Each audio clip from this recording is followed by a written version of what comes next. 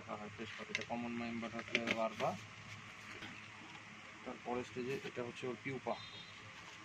লার্ভাটাই এরকম প্রায় কনভার্ট হয়ে গেছে। এবার এর ভিতরে এখন প্রজাপতিটা তৈরি হচ্ছে।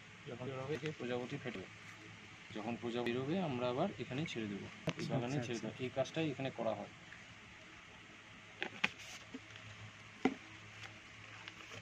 একটা প্যাপিলিও স্পিসিস, এটা লার্ভাটা এরকম দেখতে হয়। লার্ভাটার পরবর্তী অবস্থা, তাই তো? না ওই লার্ভাটা, ওইটা একটা ভ্যারাইটি, ওটা এটা আলাদা, এটা আলাদা ভ্যারাইটি। এর জন্য রঙের ডিফারেন্স আছে। গাছেরও ডিফারেন্স হয়, প্রত্যেকটা আলাদা আলাদা গাছ থাকে। এটার পিউপাটা এরকম হয় দেখতে। এটা কোন ধরনের প্রজাপতি? এটা কমন মর্মন বাটারফ্লাই লার্ভা, মানে পিউপা, লার্ভা পিউপা। এটা হচ্ছে টেইড যে বাটারফ্লাই, তার লার্ভাটা এরকম দেখতে। এটা মনে হয় বড় প্রজাপতি হবে। হ্যাঁ, এখানে সবগুলোই বড়, তিনটেই বড়। এগুলো ওই বাটারফ্লাইগুলো আরো বড় হবে। দেখতে তো সবগুলাই কিউট, কিন্তু ভয় না, লাগলেই গেল।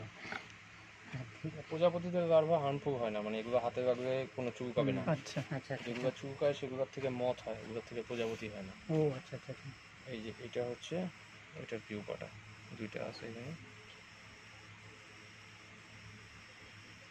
মদ বলতে ওই যেগুলোর গায়ে থেকে ধুলো বের হয়, তাই না? হ্যাঁ, যেগুলোতে বেরোয়, যেগুলো ওই যে রাত্রিবেলা আমরা লাইটে দেখি না, বাড়ির লাইটে রাত্রিবেলা হ্যাঁ, আসে, হ্যাঁ, দিয়ে হ্যাঁ, ওইটা দেখা ঝাঁকে যায়, ঝাঁকে ওগুলো আসে। হচ্ছে মথ হয়, ওগুলো লার্ভা হার্মফুল হয়।